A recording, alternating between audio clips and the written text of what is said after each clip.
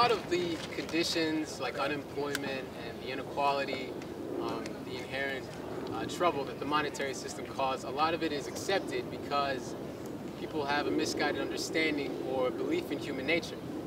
They think that we, by nature, are violent or competitive or aggressive, and that's not the case.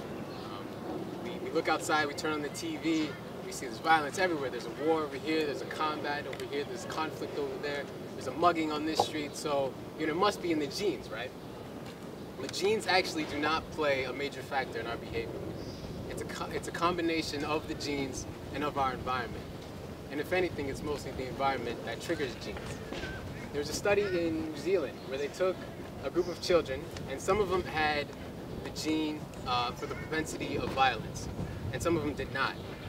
And what they found was if the children had the gene to commit more acts of violence, they did not commit that violence unless their environment triggered that gene into activity. So if they were not abused as a child, then they were not going to commit violence.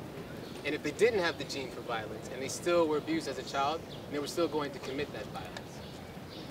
In 1917, Woodrow Wilson instated the Conscription Act. This is where you're forced to sign up for the draft. If you're called upon, you have to serve your country in battle. A law like this would not be necessary if we had a natural propensity for violence. We were naturally aggressive. We can fast forward today to where soldiers supposedly enlist of their own free will. But for the second year consecutively, in 2009 and in 2010, soldiers who fought in Iraq and Afghanistan died more from suicide than from combat. If you look at veterans, 18 veterans a day commit suicide. 187,000 have post-traumatic stress disorder. These are not the consequences of a species that is naturally violent, is naturally competitive.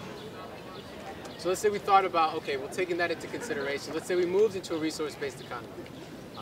What about our incentive? What about our motivations? Aren't we inherently lazy? I mean, money motivates us, right? Well, how many of you all have ever been asked, if money wasn't an object, what would you be doing with your time? Right? A few of us here. So, for those of you who asked that question, how many of you was your answer, I would do nothing, I would sit around and watch episodes or reruns of The Office? Nobody would. We have interests, we have hobbies that we would pursue. We have passions that we would pursue. Yeah, I think when you talk about human nature, you have to understand that there's certain human needs, and there's physical human needs such as food, water, shelter that needs to be sufficiently provided for people. And there's also emotional human needs like compassion, love, and a close contact with other people. And if these human needs are met in early childhood, there's a certain character traits that develop, such as a well-functioning human being that isn't violent, isn't greedy, isn't competitive. But if these human needs aren't met, then you have a propensity for aberrant behaviors such as greed, such as violence, such as competitive behaviors and natures. So to understand human nature, you have to understand that there's certain human needs that need to be met.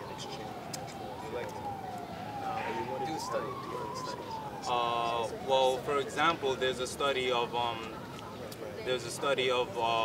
empathy circuits in our brains that develop in early childhood, and these empathy circuits gets disrupted if the child is abused as in childhood, and once these empathy circuits gets disrupted, obviously the person will lack any empathy, and that would cause them to commit acts of violence, acts of greed, and other things. Basically, the person wouldn't have a proper empathy for other people. Now, if the child isn't abused as a young child, the empathy circuits develop properly, and he feels the emotion of other people and wouldn't hurt other people. So what we're seeing is a triggering of the empathy circuits, a triggering of the genes. It's not just we're born, we get some DNA from our mother, some DNA from our father, and then that's it. That's who we are, and that's who we're going to be for the rest of our lives. It's our environment that's playing a part. And so if the environment is conducive for aggression, if the environment is conducive for greed, for corruption, then those are the types of human beings that the environment is going to create. But if the environment is one of peace, the environment is one of coexistence, where we understand we're all in this together and we have to share the resources and we can't compete over them, then that's the type of human beings that the environment will create. Yeah, there's also, you have to look at the cultural values that's dominant in the culture. Say, in our culture, there's a lot of dominant competitive values, dominant greed values, that we need to compete with each other for resources, for money. And a child growing up in this environment is obviously going to uphold these values as dominant in the society.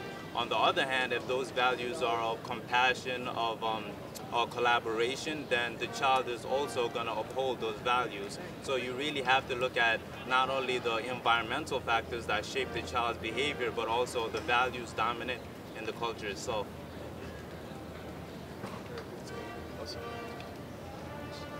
Dynamic duel, very nice. Well, I got a question, but then that might be true, but we don't have enough energy and food for everyone, so we would have to be competitive. We would have to fight each other for. No, there was a United Nations study that said basically we could provide food if we really use our technological capabilities, our optimal technological prowess. If we use these to the full advantage, we could feed every single human being on this planet. If we efficiently use the resources of the earth, we use solar, geothermal energy, we could provide shelter for everybody on this planet. So that's basically not true, that we could provide for everyone if we really put our mind to it.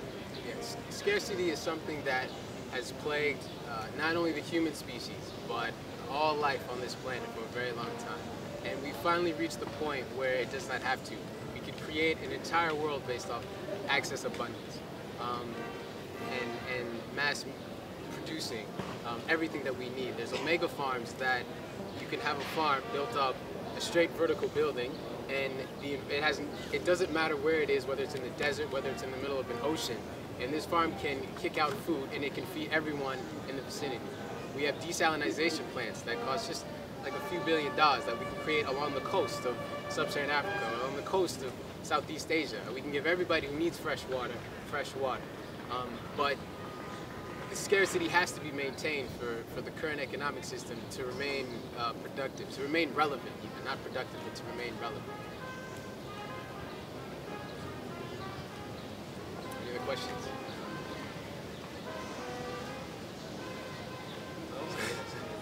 So listen, scarcity is a myth. We don't have to follow it, and we can reflect the abundance, and we can reflect what not having to compete can do for us, and we can be those kinds of human beings. Yeah, the world works much better if we all come together and collaborate with each other instead of competing with each other to produce all types of resources that basically break away, because there's tools that you use in a few times and it just breaks away, and planned obsolescence basically. And basically, if we come together as a species and understand our core human necessities, the core human needs, we could provide for everyone on this planet.